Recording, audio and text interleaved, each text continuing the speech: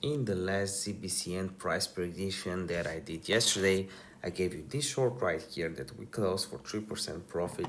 Question is, what will happen now? And the truth is, I'm interested in either buying the dip very cheap, and by very cheap I mean at 32268.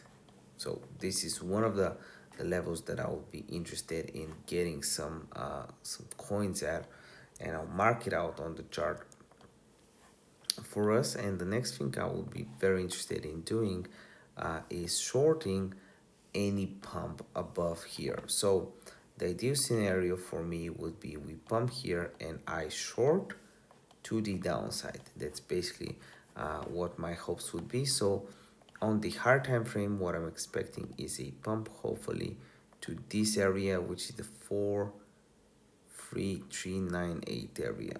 I'll mark it out on the chart with purple. So this is what I want to see. Obviously the video is no financial advice. If you want to follow every single trade I have, use the link in the description down below for my signal chat. Also, we'll have a link to my course, which I've priced in very cheap. And also, I'm making a switch from Niki to BLOFIN.